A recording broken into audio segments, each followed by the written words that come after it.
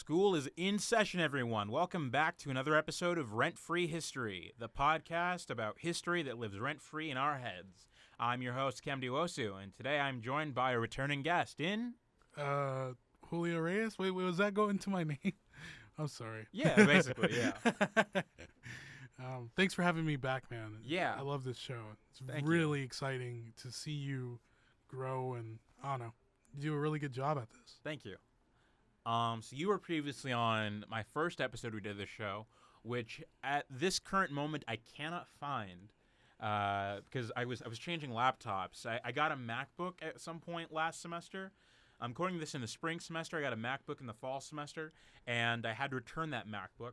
And I basically took all the podcasts I had downloaded on that computer, and then I uploaded them to Dropbox because I was having trouble just going from computer to computer. And at some point, I had to delete a bunch of files, and I'm not sure which ones got deleted and which ones got saved. I'm pretty sure I saved everything that was in the previous semester's folder, but I'm not 100% sure, but I haven't checked in a while because I've just been busy. But I'm hoping that episode is saved because that was one of my favorite episodes, just talking about the history of MTV and just the failure of cable networks as a whole in the late 2010s, basically. Didn't we do another episode too where we were talking about Adam Sandler movies? Was it that one? I don't know. I don't think we did an episode talking about Adam Sandler movies. That could be an episode, though. Yeah, I think we did. I think we totally did, actually. That could have been back when I did the movie podcast. Oh, okay. Yeah. Yeah. I do remember, though, back when I had a movie podcast, there was an episode we did with Keanu where we talked about, it might have been Shrek. Oh, yeah, I remember that, Yeah. too. Yeah, that was a good one, too. That was a while ago. Oh, wow. Yeah. Yeah. So today's topic, we're going to be talking about something that has almost reached its 30th anniversary in terms of comics and 20th in terms of television. A little show that those of you that grew up in the 2000s might remember, or who have HBO Max and have been scrolling through all the Adult Swim shows, the Boondocks. Now, the Boondocks is a show based on a comic created by Aaron McGruder. Aaron McGruder was a comic artist who started publishing the Boondocks in one of the first ever music websites. That website in particular was called... should have this up previously, but it was basically... so the Boondocks was a comic strip for a website called Hit List in the 90s. One of the first early online music websites, and was later printed in this hip-hop magazine called The Source. Now, that comic ran from 1996 until its 10-year anniversary in 2006. Very controversial comic, but of course, Aaron McGruder is a very controversial person, and there's a lot to talk about, a lot to unpack with this comic, but as well as the show in general. The comic, of course, is very popular, and it led to a TV show, as many popular comics do. And originally, the show was pitched to Fox in this little pilot presentation, which you can now find on YouTube as the recording of this video until it's taken down. I'm sure it'll be archived somewhere, so I don't think it'll be lost forever. But yeah, if you look up on YouTube Boondocks pilot, you'll be able to find it. And... it basically centers around a family of three, a little boy named Huey, his brother, whose name escapes me at the moment. What's Huey's brother's name? Riley. His brother Riley, and their granddad, who they live with. So the start of the show, not sure about the comic because I haven't read it all that much. Yeah, I didn't even know there was a comic. Yeah. That's crazy. I mean, it kind of makes sense when you see the art style. Something that specific just kind of looks like it would work in comic form as well, too. Yeah, I think something that stood out, even when I first began watching this show, was that, separate from the pilot, because the pilot has a different art style, right? Yeah. But the art style from the show is kind of almost very anime-like. It's really cool, and, there is a lot of, almost somewhat Japanese influences throughout the show as well. Yeah. With a lot of, the martial arts and stuff like that, too, that you notice throughout. It has, this overtone. I don't know. What do you think? Do you think? I think, yeah, especially at the time. I do remember, like, a lot of, because this is coming off, like, the big anime boom of, like, late 90s, early 2000s. Like Toonami. Yeah. It's, like, feeding off of that bit. Like, every cartoon kind of, like, if they didn't already, they kind of redesigned their art style to basically kind of look like an anime. Like, I remember Ben 10, for example, like, the one where he's a kid basically looks like a normal cartoon, but is, like, you get to Alien Force, like, the one where he got the Omnitrix, stuff like that. Like, it starts to look more like an anime. And you start to get that more with cartoons. That kind of seemed to die out, like, in, like, the 2010s, though, with shows like Adventure Time and regular show. They looked more like, kind of like... Cartoons. Yeah, cartoons. Well, shit, man, that's actually interesting, because I'm thinking, when you mentioning that, I'm thinking of Teen Titans. Yes, yes. Teen Titans that had is that heavily aesthetic, anime too. influence. Yeah, the intro. The intro, yeah. The intro, actually, I didn't know this. Go a little bit off topic. The intro for Teen Titans, so there are two different versions of the intro. There's one where they sing the song in English, and then one where they sing the song completely in Japanese. And apparently it's like a tell if the episode's going to be serious or not. So if the episode's serious in tone, it's the song is in English. English. Oh God, this is a perfect like show to kind of make those. Yeah, that's hilarious. And then if it was like a joke episode or it was gonna be kind of playful, like the song would be in Japanese. Yeah. Yeah. Oh, that's really cool. I never do that. But speaking of theme songs, the theme song for the Boondocks, what a great theme song. Yeah, dude, it's so memorable. It's so memorable. I loved it. If there's ever a theme song I've ever hated, it's not a cartoon, but what's it called? Key and Peele. I've always found that theme song to be so weird. Have you ever heard of it? Yeah. It felt like it's not long enough, to be honest. I feel like it could work. Yeah. If it like I heard more, but it's literally just like all I want is you, but I don't need you. Like that's all it is. Well, that's like the best part, but like I don't know, like you know that part in the beginning when he, but it's been so long because I've only seen like it's been so long since I actually watched like the full show with like because the first couple seasons they actually had like a live studio audience, like that they would play the sketches to. They got rid of that after a couple of seasons, but they really tried to remake Dave Chappelle. Yeah, pretty much. Yeah, and they kind of abandoned that format after like the second or third season, and it's weird. You don't really watch like sketch shows that often on like television anymore. You really just watch like the sketches on YouTube now. Yeah, but there are still sketch shows out there that I've heard are like really good. Like I Think You Should Leave with Tim Robbins. I heard that was really good. Because there's that one. I don't know if you might have, like, if I describe the sketch to you, you'll probably have heard of it. It's like this one guy, he's at a drive-thru, he's paying for his food, and then he's like, you know what? Let me pay for the guy. Oh, yeah. And he's like, yeah, that's hilarious. Yeah. That dude has blown up in recent, I feel like. I've seen more and more of his face, especially with the meme. It's like, you sure about that? You sure about that? Yeah. He has this crazy look to his face. My second favorite one is the one where he cuts someone off, and they're like, "What's wrong with you? You don't know how to drive?" Just, no, I don't know what I'm doing. It's interesting because one of the things I really love about the Boondocks is how much it reflects on culture, and like kind of not only black culture but cultural things happening. Like they introduced the iPhone and stuff like that, and MySpace, and I wonder what their take would be on, you know, this new influx of like social media and stuff like that. Even perhaps AI, but not so much. More like Instagram, social media, like that peacocking, like because in itself, a lot of the times they are kind of describing what like peacocking is, and I don't know. It's just interesting to see how they would, what their take would be. I also find it really interesting that they were perfectly able to pick events that were very popular at the time, and they're still sort of they don't seem like that. Like, oh, I completely forgot about that happening. They seem to get everything that would still be somewhat relevant today, or people could understand to this day. I mean, for example, like the R. Kelly episode, for example, you could still even though the R. Kelly kind of he came back with the trial and everything, the documentary, there's still it's kind of indicative of a pop, I guess when you have all these when you're that popular to some degree, like no matter what you do, like there will always be people that like sort of support you. Yeah.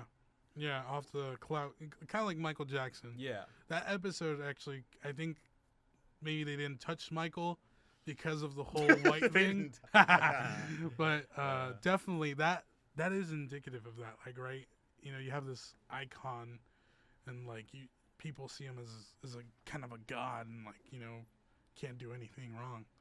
I think it's even harder with Michael Jackson too, because like I was just like looking. I think I was looking at old Super Bowl performances on like TikTok. They were doing like a top 10 worst Super Bowl performances and then top 10 best. And I was just thinking, like, I was just watching the video of him, and I'm thinking, geez, like he's not even moving. He's like standing there, and like every time he like barely moves an inch, people are acting like Jesus has come back from the dead. Damn. Like no one's ever gonna be that popular again. I was thinking the one of Creed. Which one? Like the Creed, you know, the artist Creed. It's the rock band. Oh, Can you take me higher? Yeah, fucking band. Sorry. Yeah, I was thinking about the dude flying over the stage. That was ridiculous, man. And yeah, that's another thing. It's like I think they touched on it a little bit on athletes as well. Athletes are a big part of American culture and nonetheless Black culture for sure too. Yeah. So they definitely touched on that too. It was a really good show. I just really love that show. It's a really good show. Yeah. I also so for those of you who don't know what the show is about, basically this grandfather takes his grandkids whose parents have I actually haven't seen. I guess I have only seen like episodes from the first 2 seasons. I don't think I've seen the 3rd season. I've heard the 4th season is terrible because the creator wasn't involved in it, but it basically involves like the first episode, their grandpa and Riley and Huey, the 2 main characters of the show. They move to like this like nice like kind of rich area that the granddad is able to like finally afford in his like retirement times, and it's about like kind of just like them living life there, and just like kind of like the things that happen in their neighborhood or just around the world, stuff like that.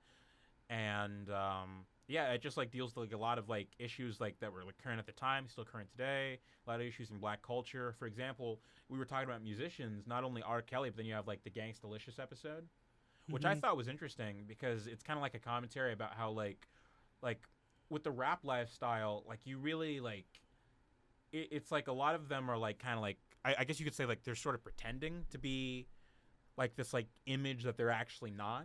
Yeah.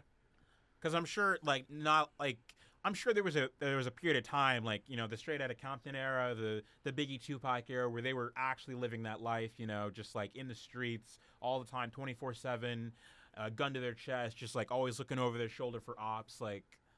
But I do feel like nowadays, like it's, you know, you can't live that life like all the time. Well, I guess you can. Like, there's people like I'm sure like NBA YoungBoy. Like, Yeah, like there that. still are. I think Young Dolph. Right? Yeah. He died. Yeah. And it's like that sounds incredibly stressful. Honestly, like, I could not imagine doing that. I just wake up like, all right, let's go. But I also like, you know, Gangstalicious is a good example because he's gay. Yeah. He comes out to be gay in the show. But Thugnificent, you know, where they do the MTV Cribs, that episode itself is just awesome because, you know, it was something that people, and like going back to MTV was really pushing, right? Is this luxurious lifestyle, and like you may have rags to bitches, as they say in the show. So it's really cool how they're just like the whole time portraying like, yeah, we're gonna die for this, and you know it's all about the cash and money, but at the end of the day, you know, they have to pay rent, and he ends up working for UPS at the end. The Thugnificent, which I forget his actual name in the show is Otis Jenkins, which I find also kind of funny in itself. The fun thing about MTV Cribs, like I didn't know until later that like, you know, they weren't their real houses and everything. Really? But, yeah, like most of them, they would just like tell them like, hey, like these are a selection of houses. If you just want to like pick one of them, and then we'll like dress it up and everything, and you can pretend like, Really? Yeah. What the heck? There is one person, however, that didn't do this. Redman. Oh, really? Yeah, he was like, no, let's just show my actual house. He has just like a small like little thing, and it's like it was pretty messy too. Yeah, I think I and remember. his friend was sleeping on the couch, and they're just like, yeah, just film over him, just like yeah, and like people were like making fun of him, like half people were making fun of him because like, oh my gosh, dude, you live in this, but then the rest of them were like, yeah, that's pretty honest, man, like that's true, That's like, real. yeah, That's real. That's crazy, man. And I think Method Man, or Redman and Method Man both do cameos. And yeah, talk like Samuel Jackson does Samuel cameo. Jackson. Charlie Murphy. Charlie Murphy, yeah. Like you get a lot of, and of course Granddad, who I forget his name from Friday. John Good? No, John Good. Not John Goodman. That's John Singleton? Is it? No. No. I'll look right here. Yeah, but you get a lot of great actors in this show, man. John Witherspoon. John Witherspoon, rest in peace, man. You know what sucks? His son, like he was on. I think him and his son were on an episode of Joe Rogan that I saw a clip of, and like he sounds just like his dad. Like he could do a perfect imitation of his dad. Wow. Which sucks because they were planning on doing. So for those of you who don't know, the Boondocks ended in 2014, and they were going to do a reboot of the show. Not like a reboot, like new seasons, with like the creator coming back since he wasn't involved in the last season because he was making another show for Adult Swim called Black Jesus. If you remember that. Yeah. Oh, I haven't seen that. I've been wanting to watch that. Yeah, I heard it was pretty funny. I see like trailers every now and then, but I don't think it's on anymore. They have a dude from GTA 5 in that. Really? Yeah. One of the voice actors is Black Jesus. Yeah, it's. But like John Witherspoon had died, and they were like, "Yeah, let's get his son." And then apparently they were like, "Yeah, you're not good enough to play this role. Like, we don't think you sound enough like your dad," which I thought kind of sucked. Jeez, just throw salt on the wound, man. Yeah. Yeah. I like is it Bob Ross? There's an episode the where Bob they Ross feature episode. Yeah, and they talk about art, and that's a really good episode too with Riley.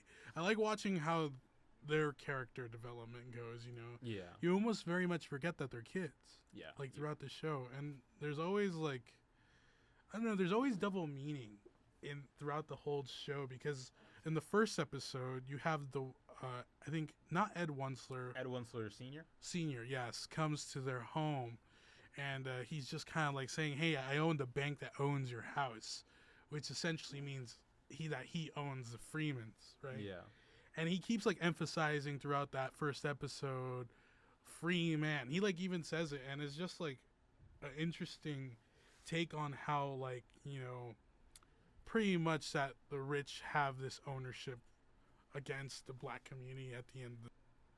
And then also back to the painting episode, it has, I think, my favorite moment of the entire show. Mm-hmm. It's like the very end where, so basically near the end of the episode, like Riley's and Bob Ross, the Bob Ross standard, are painting like these beautiful like pieces of artwork, but nobody believes that like Riley's doing them because Granddad's like, oh no, you could never paint something that good. So then he finally decides to paint something that like he knows like only like people could only know that he did, and it's like a portrait of like his parents, and that's like the most beautiful scene I think in the entire show. Yeah, it was really good. Yeah, and you kind of find out more. I don't recall, but did they pass away? I think so, yeah. Yeah, I think so too. And it's interesting when they go back to Chicago too. There's an episode where they go back to Chicago. Yeah. And Huey meets his old friend, and like he accuses him of like, you know, being whitewashed or suburban washed. And that's a really interesting episode too. and Granddad has his best friend, right? His Air Force buddy who was always playing tricks on him, but at the end of it, he kind of like, you know, realizes that even though he had some resentment towards him, he's still his friend at the end. It's like those people in your life that like, man, I really hate you sometimes, but like I can't imagine like being like having like life without you, like those people. Yeah, and it's just, that's a lot of good cool messages from that one. Oh, you know which one I really like too? The one where they sneak in food into the movie theater. And when they sneak into the movie theater, and then Huey has that fight with Uncle Ruckus, which that dude's crazy. He's a character of his own, man. But that's pork neck bone. Ooh, the Christmas episode. That was also a great one. Mm-hmm. I just watched that one last night. Because I just love the entire time Riley is trying to kill Santa, and then he was trying to do the Christmas play, and he gets Quincy Jones involved and Denzel Washington. Denzel Washington. Yeah, and then Riley's upset because he didn't get the gift he wanted, and that's kind of like interesting to see too. But he wanted rims. Yeah, they didn't have a car, but he wanted rims. I don't know. I just find that really funny too. That's a very kid thing, though. Just like wanting only one thing, like wanting rims even though you don't have a car, or wanting like a toy truck even though you don't have the action figures for it, something like that. Yeah, and they're both voiced by the same person, right? Yeah. I know her name. I can't think of it right now. Yeah. Is Regina King? That's it. Ah, okay. Yeah. Yeah. The chocolate bar episode too, where they do the Scarface thing. Do you remember that episode? Was that season 2 or season? I'm not sure, but pretty much they Riley kind of jumps on. You remember when they used to like have us sell chocolate bars back in elementary school? Yeah. And they would pretty much pimp us out, and all we would get in return was like a bookmark or something like that. Fundraiser stuff. Yeah, literally. So it's literally kind of talking about that, and Riley pretty much makes it a scheme where they're fundraising, but they're keeping all the funds, and it gets like so intense that somehow the mob gets involved too, and they like get the Scarface suite, and they have this girl come out in it, and she's kind of like the aggressor, and she's part of Riley's team, but she's actually voiced by the same person who did Timmy Turner's voice. Really? So it was really good episode. If you ever get the chance to watch it, definitely I'll try to rewatch definitely that. recommend it. Yeah. It's free on YouTube until it's taken down. Anyway, but yeah, I don't know. Again, I just really enjoy the show. I watched it a lot with my brother, so it was kind of like one of those things that he introduced me to, and then I just kind of like continue watching it, and I'll like stop, but then it's always something to come back and return to. Yeah. It has a lot of cultural significance to me. I really do think that, along with the soundtrack, we were talking about that earlier, but like the theme song, of course, is great, but like also just like the scoring of the show, just like the outro and like the little like, because it has like a mix of like jazz and then like simple blues stuff, and it's really like nice to listen to. Yeah. So I've also noticed Huey never smiles. I like every episode of the show I've watched, I can't remember Huey smiling not once. Like, he doesn't like frown all the time, but like I've never seen him smile. He always has that like permanent scowl. Yeah. There's that episode, oh man, the episode with Barack Obama when he's gonna get elected, and how like there's a moment where he's just sitting on the bench, and a guy who's selling the t-shirts, he's like, "Come on, little man, aren't you happy a black man's gonna be president?" He's like, "Nah." He's like, "What do you mean, eh?" And then like it becomes this giant thing, and then Uncle Ruckus gets involved and says something totally racist. But yeah, I also really appreciate that the show was able to like come on, because I feel like because I said before how it was pitched to Fox originally. Do not think it would have been the same show if they aired on Fox, because Adult Swim, well, first, that's cable, so they probably wouldn't have been able to curse or get away with all the violence that happened on the show as well. And If it would have come on Fox. Yeah. Because Fox is like a broadcast network, so they have to apply to like different FCC rules. Really? Yeah. Oh, that's interesting. Yeah, cable you're able to get away with like a lot more. Really? Yeah. Man, yeah. I don't know, that show is definitely. I can't see what it would have been like on Fox. Yeah. That would have been totally different. Also, just like a tonal dissonance, because you're like, hey, next we've got Family Guy, then The Simpsons, then Futurama, then The Boondocks. Yeah. It definitely would have been a little off-putting, off of Fox's character for sure. Oh, definitely more on the conservative side. But I think Adult Swim was the right fit. Yeah. Like, what other shows can you think of on Adult Swim that kind of had that same tonality? I'm trying to think, because King of the Hill was on Fox, but is now known for Adult Swim because it's just been there longer. That's right. I'm trying to think. All Rick the and Morty. I Yeah. feel like that probably maybe could have been on Fox, but it works a lot better in Adult Swim. yeah, especially with the amount of gore and cussing. Yeah, definitely. All I can think of when I think back to that time, for some reason, is Aqua Teen Hunger Force, which is a ridiculous show of its own. Honestly. I heard that's coming back. Oh man, that show is. It's one of those shows that you don't think has run as long as it has, but dude, they have so many movies. They have like movies, new seasons. I'm pretty sure the most recent is probably dated back to like 2019 or somewhere around there. Really? Fun fact, the Aqua Teen Hunger Force is actually what caused the Boston bomb scare in 2007 and got Cartoon Network's president fired. How, is that part of one of the show episodes or something? Later on, yes. But, so the Aqua Teen Hunger Force movie was going to come out in April 2007. And to promote it, Cartoon Network hired these, like, cheap guys who put all these, like, light brights up around the city of Boston and, like, other cities. And it was, like, a picture of the Moodenites. And I guess somebody overreacted and they thought, oh my gosh, is this like a bomb? And like, I'll show you what they look like during the commercial break, but basically somebody called in and like everyone started to panic because they're like, oh my gosh, these are all over the city. This is a bombing. They're gonna like bomb the city. And the lawyer for the two guys that set up the bombing was like, don't talk about the case whatsoever. So then, like, if you see any interview with the two guys, the guys that put up the light brights everywhere, they're just like, guys, we really want to talk about haircuts in the 80s. It's like the worst way you could have handled like a PR thing. Oh no! Like, it's so awkward. Like, it's just like, guys, we really want to talk about haircuts, and everyone's asking, like, do your haircuts have to do with like the signs, or like they couldn't talk about the movie or like why they were doing it whatsoever because of the case.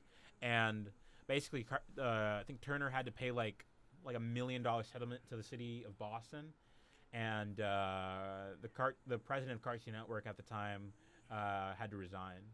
Really? Yeah. That's insane. Yeah. Wow. And that was in 2007? Yes. But wasn't there an actual Boston bombing? Yeah, 6 years later. 6 years later. Yeah. Wow. That's... Holy crap. Yeah. Foreshadowing or something. But they made an episode about it like a year later for Aqua Teen Hunger Force, and basically I guess I don't know if it was Ted Turner or someone higher up at like Turner heard about the episode and is like, if this episode gets out, the show is canceled. And of course, after the Boston bombing actually happened, they were like, yeah, maybe we shouldn't release this episode. And it eventually got leaked around 2015, but then like later in 2015, Aqua Teen Hunger Force, like the show, like aired its last episode. I think there was a couple specials after that, but I heard they were gonna bring back the show.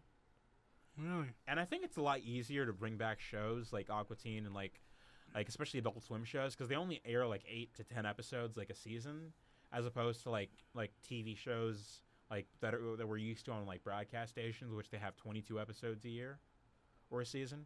Right. So it's like easier to like, or it's a lot like harder to like run out of ideas when you don't make as many episodes. So Yeah. I mean, that's why It's Always Sunny in Philadelphia has gone on so long. It's gonna reach its 20th anniversary next year. Did you ever get to... Now, this is a older Adult Swim show. This is as old as like when they actually used to show people swimming. Yeah, in all the kids out of the pools. pool. Yeah. Yeah. Mission Hill. I really liked that show. That show was funny. That was another import. Import? What do you mean? Yeah, so basically that was a result of like the South Park boom, Mhm. where like South Park came out in Comedy Central in '97, and every network was like, we need our own South Park. So I think Mission Hill aired on the WB, which is now the CW, and it got canceled after one season. Same with the Oblongs. Same with Home Movies. I think they aired on UPN. Downtowners or Downtown, something like that. There was like a lot of shows like that. South Central, maybe. I think that might have been a show. But yeah, there were like a bunch of like adult kind of skewered. Like shows like that. Clerks got a TV show for 6 episodes on ABC. It was canceled after those 6 episodes, and I find it hilarious because their second episode is a clip show, which you only do like usually after you have a lot of episodes. But literally, their first episode and then their second episode is a clip show. But because they've only had one other episode before that, like it's just them flashing back to clips from the first episode. Really? Yeah. That's funny. Yeah. I would strongly recommend Clerks to anyone out there. It aired on Adult Swim at some point, I think, but it's on YouTube now. Was Clerks the film? The black and white Kevin Smith one? Yeah. Where it was all shot in that convenience store. Yeah, I heard that, if I recall, that in the beginning there's like bubble gum on the lock, right? Yeah. And that's because I think Kevin Smith actually worked at that convenience store. He did. And he convinced the owner if he could direct and shoot there, but he had to do it at night. Yeah. So the whole purpose of that bubblegum scene is so that the audience would be okay with it always being closed and dark in there because it was actually dark outside. Yeah. That was also because it was more expensive to shoot in color back then. Really? Yeah. Oh. So that's why they had the excuse. They're like, yeah, bubblegum's in the locks, and that kind of makes sense. There's also another scene they couldn't film in the movie that was too expensive. There was like a funeral scene with a bunch of extras that they couldn't get because they didn't have the money for. They later animated it and put it on one of the DVDs. But, really? Yeah. Oh. Another Adult Swim show that I don't think people remember. I love this show. It's called Space Ghost Coast to Coast. Yeah, I remember that too. Yeah, it's weird that like they made like a lot of shows based off like old like 60s cartoons. You have Space Ghost Coast to Coast. You have the Brack Show. You have C-Lab 2021. C-Lab 2021. Yeah. Which is, I thought it was genius, and I don't know why they don't do this anymore, but they just reuse old animation cells, and because it really saves them money. Kind of like it, kind of not, but Venture Brothers had that like old school tonality, but yeah. But I know that show was very expensive to make. Really? Yeah. That show also has been, I think, not too long ago, maybe a few years ago, they had a movie come out. Yeah. Too, and I think it was like the end, like them wrapping a bow. Metalocalypse too. That show. A lot of these shows, like, unless you really like delve into them, you don't know that they're still around. But yeah, Metalocalypse, they're having like a show out in Riverside. Really? And they're gonna supposedly it's 2 guys, I believe, who composed all the music.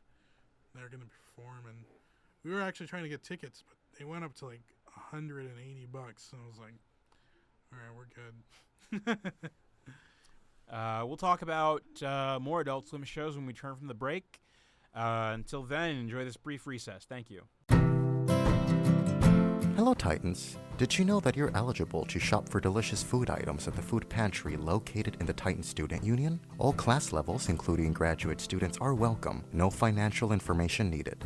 For more information and appointments, please visit asi.fullerton.edu/services. Also, don't forget to follow us at ASICSUF on Instagram for updates. And we are back from recess. We were talking about Boondocks, and then we kind of trailed off into further Adult Swim shows. What is your experience with Adult Swim? Because my experience as a kid was, I knew I wasn't allowed to watch it. Especially because, like, my mom would tell me I wasn't allowed to watch it. She said I wasn't allowed to watch Nick at Night. I wasn't allowed to watch Adult Swim. And then Disney didn't have an equivalent for that. So I was able to watch Disney. Nick at Night. That's interesting. You know what's funny? I would actually watch it with my parents. We would watch Futurama together because they liked it. Even though English wasn't their first language, they still understood. They loved Bender. They loved this alcoholic robot. So, and it's funny because Futurama was also a Fox show too, right? Yeah. So, of course, because of The Simpsons. But we watched it predominantly on Adult Swim. Family Guy as well. And honestly, it was cool to watch that with them. The one that they would not allow me to watch at all was Beavis and Butthead. And it's because they were like, these guys are idiots. I don't want you to become an idiot, so I'm not going to let you watch it. Another one that I loved to watch, and this one was a little bit more in secret, was Celebrity Deathmatch on MTV. yeah. And that one was like, wow, dude, they're showing blood and stuff. This is cool. I wanted to get more of that. And but there was shows, like, for example, King of the Hill was one of them at some point. And I think, I'm trying to think of a few of the, like, the animes on Toonami. Once they started, like, having, like, more sexual themes, I think that's more when, like, parents were like, oh, but it only interested me more, honestly.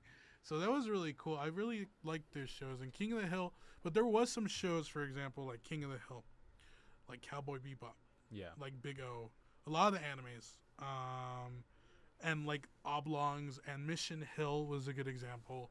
That as a kid, it just went over my head, and I actually found them boring. Right, I liked Futurama and I liked Family Guy because their jokes were, in some sense, made for anyone. Yeah. Whereas you have these other the other shows that were more heavy on like character development and like issues that happen to adults and to adults understand. Because you see things as a kid, you're like, I don't get why he just doesn't do this, and as an adult, you're like, oh snap, man, he like that's really a pickle, or I've been there. So that was my experience with it too. Kind of like with Aqua Teen Hunger Force is a good example.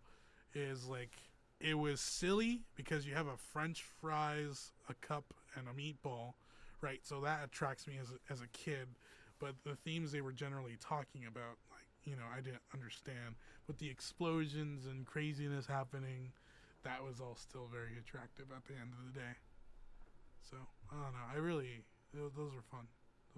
I think I enjoyed watching Adult Swim more than actually watching, cartoons and stuff. But I had an older brother. So, I was watching whatever he was watching, essentially. What's interesting about Adult Swim is that it really came out of Cartoon Network, because if you really watch like a lot of old Cartoon Network programming, it really does carry off the same vibe, because the guy who was the president of, I don't know if he's still the president of Adult Swim, but I know he was the last time I checked, which was a couple years ago, Mike Laszlo.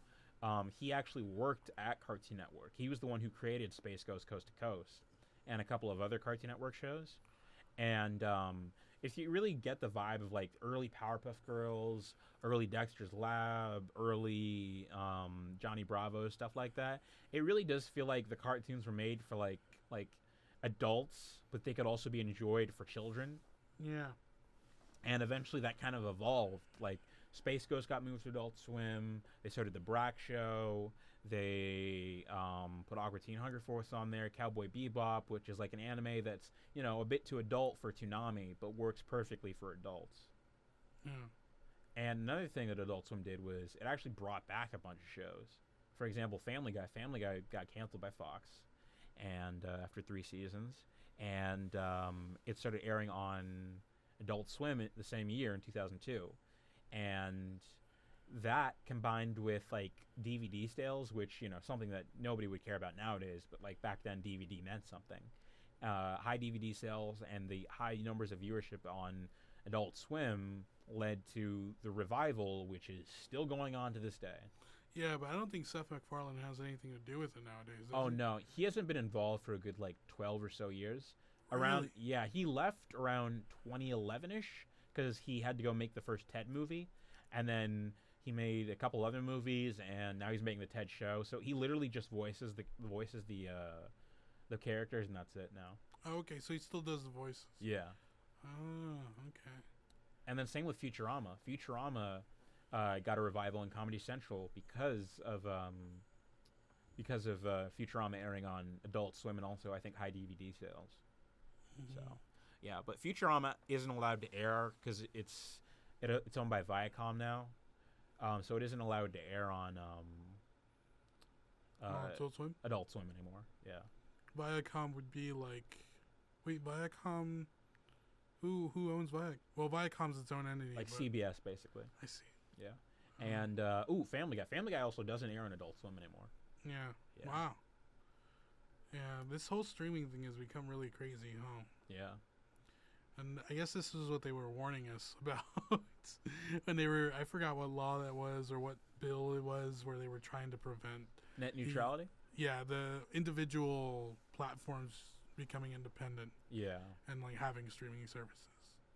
Because eventually, at some point, it just becomes cable all over again. Yeah, literally, man. I mean, it's like $60 a month for something around like, you know, Netflix, Hulu, HBO, name them, right? I mean, that's why I kind of like the bundles, because I know the Disney Plus one, you get Disney, Hulu, and then ESPN for like, I think it's like $12 a month.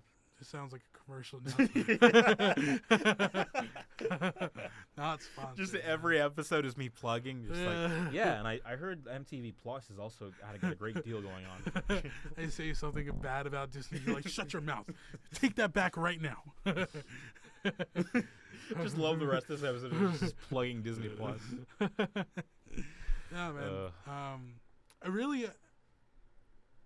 It's those cartoons and like all the love that went into those cartoons that really shaped a lot of like I think our culture growing up and like culture overall, because moving from like the 90s and on, really watching cartoons became for everybody. I feel like pre-90s or pre-mid 90s, cartoons were kind of something that was left behind. You were now supposed to watch C-SPAN and CNN and, you know, become this Marlboro smoking adult, essentially. But what has changed now is, like, we have Rick and Morty. Cartoons like that are specifically aimed for adult audiences. And really, it's been interesting to watch. I wonder how... Well, we have already seen the evolution of what happened. But literally, I think to some extent, cartoons are more attractive to people than I guess, you know, sitcom shows. Yeah. I mean, we have maybe a few, but I can't name any recent ones that I can point to and be like, oh, this is something that everyone is watching right now. I think the last example of that was like 2.5 Men. I never watched it, but I know it was huge, you know, with Charlie Sheen. He was, at one point, the highest paid actor on television. Yeah. Which is crazy. Well, syndication money must be crazy from those shows, though. Tiger Blood's expensive.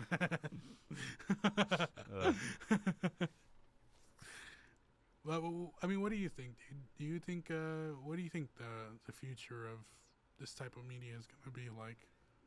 When I hear, because I have a teacher who works in the industry, and he talks about like the future sometimes, especially we just had the strike last year, and that was over a lot because, well, the last strike from 07 to 08, which I consider to be one of the golden ages of television, because whenever I go back and I watch clips from that era, I see Conan O'Brien just like with no writers, and he's just trying to like spin his wedding ring like really fast and see how long it can go, or like him getting into a fight with like Colbert and Jon Stewart, and they don't really know what they're going to do because they have no writers, and I feel like that's great. But, you know, of course, that couldn't go on long term. But that was all about, like, DVD sales, because, like, writers weren't getting paid for, like, their shows being on DVD, and, like, the money and the residuals that came from that. What was sucked is that right when that happened is when streaming services came out. Literally the day the strike began, or a couple days before the strike began, Hulu launched. So they tried to fight over that, but I don't even think they got any like residuals from streaming. So that's what the most recent strike was about, getting streaming residuals. But now they're also trying to fight about AI. So I'm not sure if I'm answering your question, to be honest, because I kind of just started like going off on a little tangent. But no, that's fine. Okay. That's honestly what this is kind of all about in some sense. Yeah. But yeah, that is something that's like a little depressing at times. Is like there's people who really put their all. I mean, I'm sure there's people who've done like 12-hour days. We were talking about, I don't know if it was in recent or if it was a show, we were talking about doing Neutron, right? Yeah. How like they had no funding, they had like almost no electricity in the building or something like that. It was something along the lines where a lot of it was just them scrapping for change to be able to complete the show. Well, I do imagine, especially like Like, it was probably a bit more expensive. I don't know if it was you I was talking to me about this, because I do remember talking about Jimmy Neutron with someone, but it was basically about how the show ended. Like, the show ended because they ran out of money.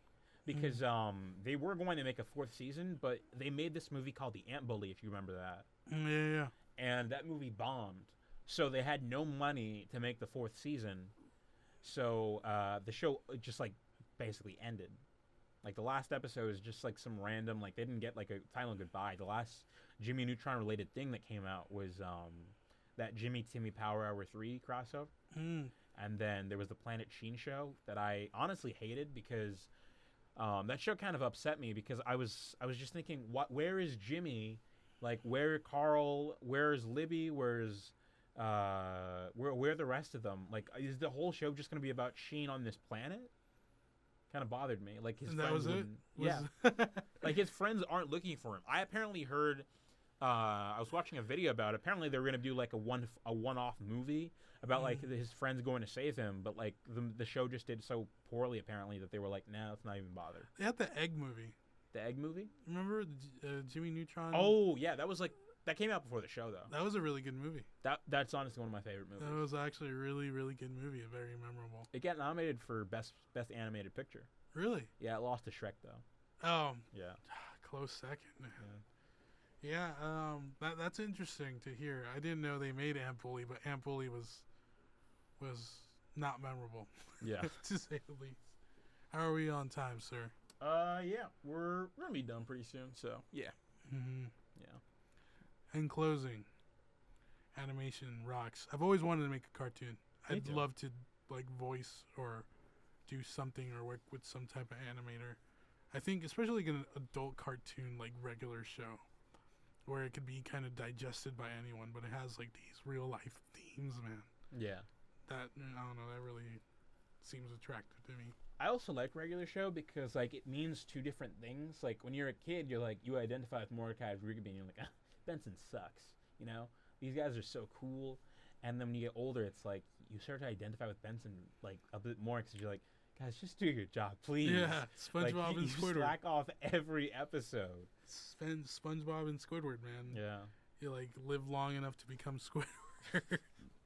Oh, man. We're going to take another brief recess, and then we'll be back to discuss cartoons a bit more.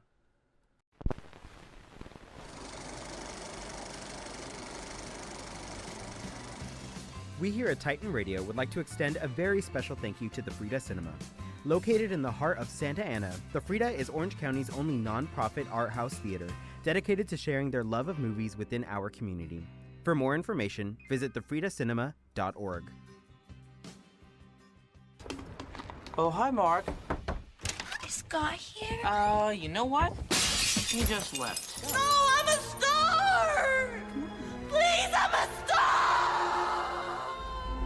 What are you doing? I'm learning to fight like you.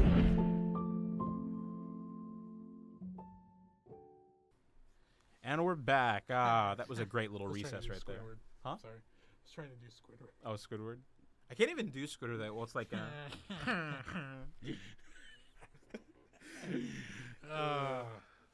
I hope this is the part that people tune into. Like, I can just imagine someone like, you know, I'll give Titan Radio a shot on a Sunday, and all they hear is. Yeah, I've become my own version of Squidward. Honestly, I think once you hit 25, you just start morphing, become green with tentacles. Hey, but you never know. Maybe, like, one day you're gonna, like, slip and hit your face, and, like, you'll turn into, like, handsome Squidward, and then everyone will be, like chasing you around, but you'll realize that's not what you really want. Because, like, if you're so handsome, like, no one will ever leave you alone, and you've got to just, like, keep smashing your... That's funny. This is the greatest artist that's ever lived. Oh, my God. I love that episode. Dude, I need to rewatch it. That's one of those shows I need to rewatch. And, you know, every time, here's a phenomenon that I've been going through. And in recent, I went over to my friend's house, and she's like, let's watch SpongeBob. And I'm like, I had a moment where I was like, man, I'm too old for this. And really, once it started rolling, like, at first, like, I felt myself fighting it the whole time. Yeah. It's weird. And it was the future episode. The future. Sure, yeah. So, but by the end, I was like, man, I love this so much. I couldn't get past like 5 episodes, but it was. I don't know. I don't know why I was fighting watching it. I don't know what about adulthood makes you into a prude. I don't know. But I do understand that like feeling of like, yeah, I'm too like old for this. I can't be watching this. Like I do feel that way about certain shows.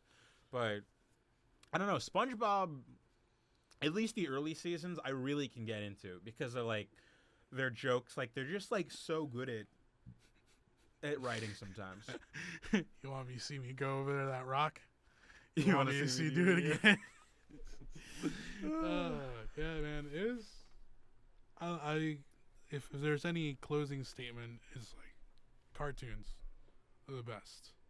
Honestly, they helped us grow up, and you know they were made by people who loved what they did, for people who want to love what they do, and I think that's like the best way to go about it. I don't know. Yeah, I really appreciate when someone is passionate about something and does something like out of love and is able to like really achieve their dreams. That's really what like inspires me to like do the things that I do, because you know, even if I don't like, you know, achieve my goals, it'd be nice to like help someone achieve theirs and like, you know, be a part of that like journey. Yeah, for sure, man. Thanks for having me on, man. Yeah, no That problem. was really cool. Yeah, That was I good. always like these episodes.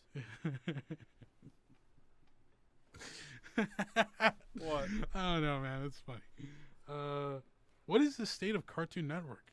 Oh, yeah. I'm not 100% sure. I thought it was shutting down a little while ago, but from what I know, I haven't actually watched the network in years, but I know they just air that Teen Titans Go show like for 90% of like their day. Really?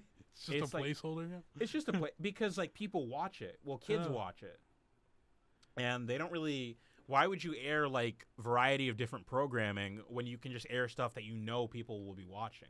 Yeah, yeah. Same with like MTV. You know, sometimes they play that Jersey Shore reboot, and then other times they might play like Vanderpump Rules. But majority of the time they're playing Fantasy Factory, or not Fantasy Factory, Ridiculousness. Oh, yeah, God. Like it's just ridiculousness. I With, think we talked about this in the MTV the episode. walking dolphin. Forget her name. The one that has the laugh. Yeah. I know who you're talking about. I can't remember her name either. But Well, you know, we should do an episode if you're ever down to go back down this nostalgia route about like toys. ooh, okay. That'd be Toys. interesting to kind of talk about. That would be an interesting episode to talk about. Because I feel like, you know, you go to Walmart and they still have toys. They still have toys. They still have toys, but I'm like, who's buying them? I think kids still play with toys. Yeah. Like I know, like there's like the thing where like kids like have the tablet all the time, but I really feel like that's like if you like you're out like in public, like you know, because you don't want to bring like a ton of toys like with you, like and have to like pick them up or like worry about the kid losing them. But it's easier just like have the one tablet where they're playing on all the time. They probably have the toys at home because that's what I did. I would never bring my toys with me. I'd have my DS with me or my like PSP, PS Vita, something like that. So That's cool. I've been playing my Game Boy. I've been playing Lord of the Rings 2. Lord of the Rings 2. Wow, I did not know they had that on Game Boy. Yeah. What is it, like a platformer? Yeah. Okay. Yeah, it's really fun. Like playing Legacy, shooting orcs with arrows. I want to go back to playing Pokemon Emerald. I have it on my Game Boy, like the Game Boy that flips up to SP. Oh, yeah. Oh, man. Ugh. Yeah, this one that I have is a modded one of the old school one. Oh, did So- you get it like on the store or something? No, my buddy does it, but it lights up. Oh, you know, really? those old ones, you would have to like be in the light so it Yeah. could shine and you could see what you're doing. This one, I don't understand why it took them so long to have it I backlight. I know, and they were like $90 back in the day. I remember my dad bought me one. That was like a Christmas gift, and yeah, those are like $90 a piece. That Guitar Hero, Guitar also Hero. a really great game. Yes.